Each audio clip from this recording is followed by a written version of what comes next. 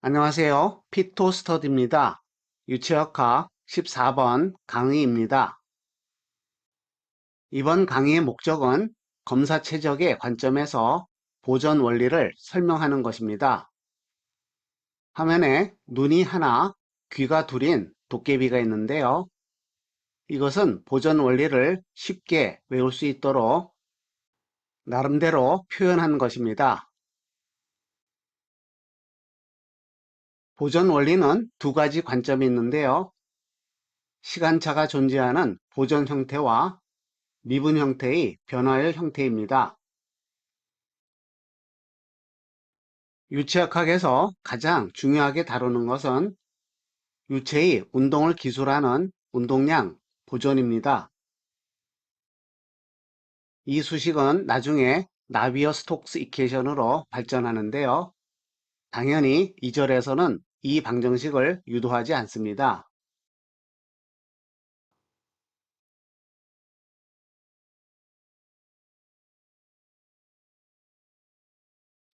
보존 원리를 설명하기 위해서 은행 통장을 생각해 보겠습니다. 계좌 잔고는 누구나 쉽게 계산할 수 있는데요. M1에 예치금이 들어있는 예금구자에 MG1에 이자가 발생하였습니다. 이 예금구자로 MI1을 입금하고 다시 ME1을 출금합니다. 그러면 최종 잔고는 30번씩으로 구할 수 있습니다. 이것은 누구나 잘 아는 사실인데요. 이러한 명제가 성립하기 위한 기본 전제를 명확히 하겠습니다. 어떤 형태로든 은행의 테두리, 경계가 정의되어야 합니다.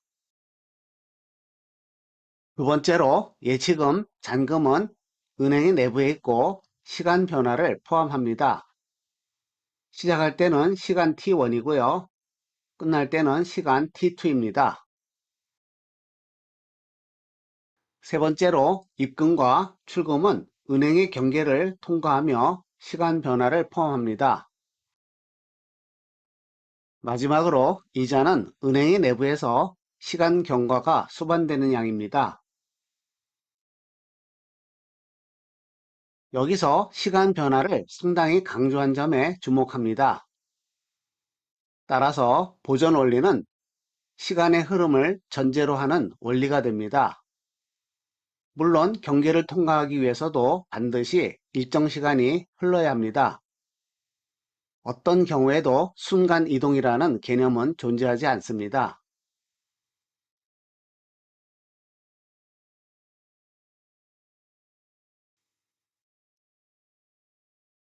이러한 내용을 공학적으로 바꿔 보겠습니다. 토일에서 은행 구자와 보존 원리의 유사성인데요. 시간의 경과 시간 t1에서 t2에 따른 잔고 상태는 상태 1과 상태 2입니다. 번호가 붙은 1번과 2번은 시간의 경과에 따른 구별입니다. 유입량과 유출량은 공간에서의 경계를 포함합니다. 들어오는 양에는 inlet i를 붙이고요. 나가는 양에는 exit e를 붙입니다. 한편 경계의 내부에서 발생하는 이자는 생성량으로 해석할 수 있습니다. 따라서 첨자 G 대신에 i로 통일하도록 하겠습니다.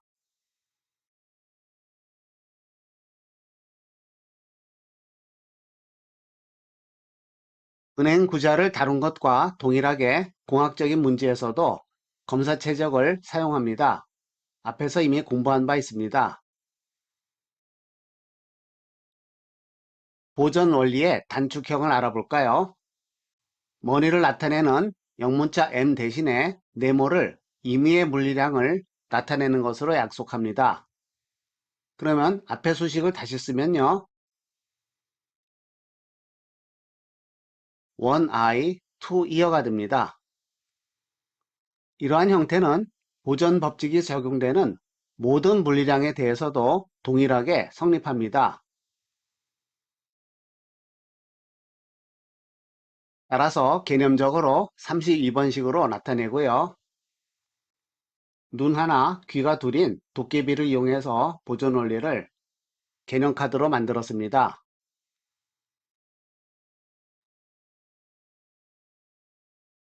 항상 one eye, two ear를 기억하면 됩니다. 이번에는 보존 원리의 변화율 형태인데요. 후에서 원을 뺀 것은 시간 변화에 따른 상태 변화입니다. 이것을 시간 변화로 나누면 단위 시간당 변화율이 됩니다. 위에 도트는 단위 시간당 변화율 시간 미분이 되고요. 식 35를 변화율 형태라고 부르기로 합니다. 특별히 보존 원리에서 운동량 보존의 경우에는 운동량, 그리고 운동량 플럭스, 임펄스, 이러한 내용들은 뒤에서 다시 다룰 것입니다.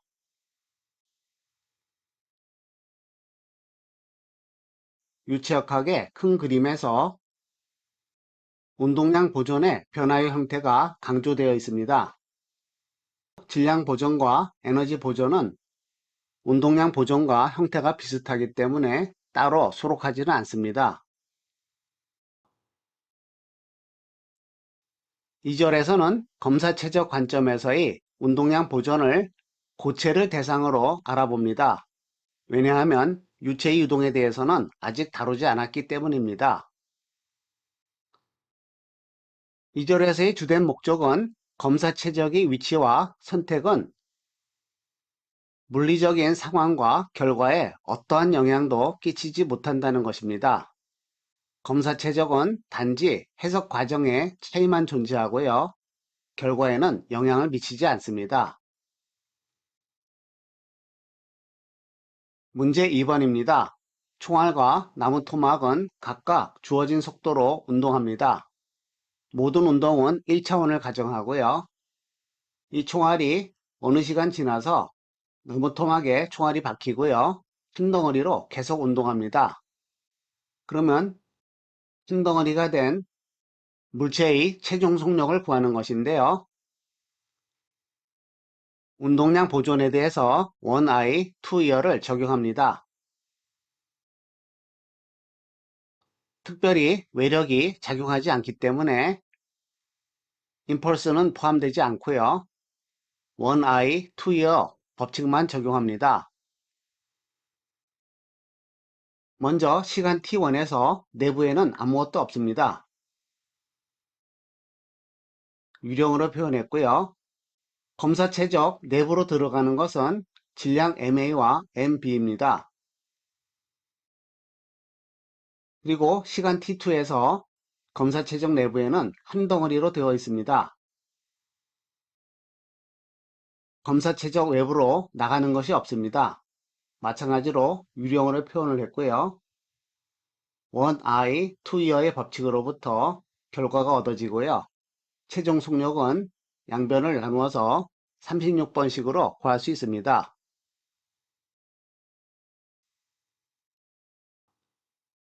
이번 강의의 주된 목적은 아니지만 운동량의 보존과 운동 에너지의 보존이 서로 다르다는 것을 알아두는 것이 중요합니다. 36번식으로 주어진 결과를 이용해서 충돌 전후의 운동 에너지 차이를 계산해 보면요. 항상 운동 에너지가 감소합니다. 따라서 운동량의 보존과 운동 에너지의 보존은 반드시 구별되어야 합니다. 이번에는 검사 최적의 위치를 바꾸면서 어떤 일이 벌어지는지 알아보겠습니다. 첫 번째의 검사 최적의 위치입니다. 시작 단계에서 내부에는 아무것도 존재하지 않습니다. 검사 최적 내부로 들어오는 것은 두 개의 물체가 있고요. 흰 덩어리가 된 물체는 검사 최적 내부에 있습니다. 그리고 검사 최적을 빠져나가는 운동량은 존재하지 않습니다. 두 번째 케이스로 가볼까요? 검사 최적 내부에는 MB만 있습니다. 나무 토막만 있고요. 그리고 총알이 검사 최적 내부로 들어옵니다. 마지막 상태에서 검사 최적 내부에는 아무것도 없습니다. 검사 최적을 빠져나가는 양은 한 덩어리가 된 물체이고요. 케이스 1과 케이스 2의 결과는 1I, 2Year를 다르게 적용했지만 결과는 같습니다. 마찬가지로 케이스 3에 대해서도요. 검사 최적 내부 들어오는 양, 검사 최적의 내부 나가는 양이 모두 구별할 수 있는데요. 결과는 역시 동일합니다. 네 번째 경우인데요. 검사 최적 내부에 두 개의 물체가 있습니다. 당연히 들어오는 것은 없고요. 마지막 상태에서 검사 최적 내부에 아무것도 없고요.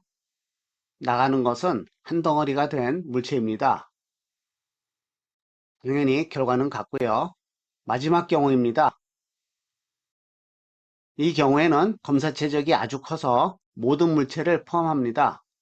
따라서 시작 단계에서 두 개의 물체가 있고요. 들어오는 것은 없습니다.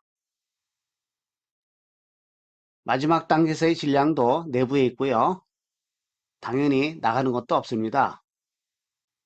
이 다섯 번째 케이스가 바로 동력학에서 다루는 운동량 정리에 해당하는 검사 최적입니다. 실제로 검사 최적이 필요가 없는 상황입니다. 검사 최적의 위치와 선택은 결과에 아무런 영향을 주지 않습니다.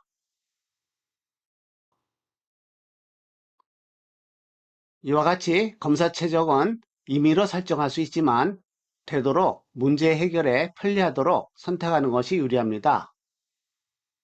화재 진압을 위해서 소방호스의 노즐에서 뿜어나오는 물에 의한 반동을 해석하는 두 가지 검사 최적을 보겠습니다. 첫 번째 검사 최적은 모양이 단순한 직사각형이고요. 두 번째는 호스의 튜브를 제외하고 순수하게 물만을 포함하는 검사 최적입니다. 상당히 복잡합니다.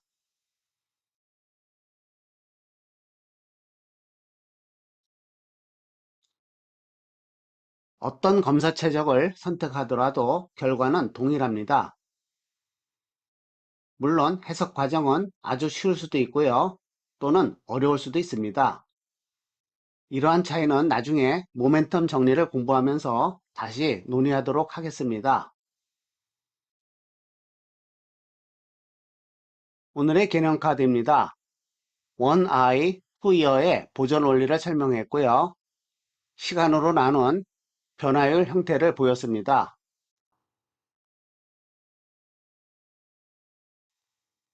그리고 유치역학의 큰 그림에는 운동량 정류의 변화율 형태를 포함하고 있습니다. 빨간 테두리의 내용을 조금만 수정하면 질량과 에너지의 보존에 대해서 동일한 형태를 이끌어낼 수 있습니다. 따라서 대표로 운동량 정리만을 수록한 것입니다.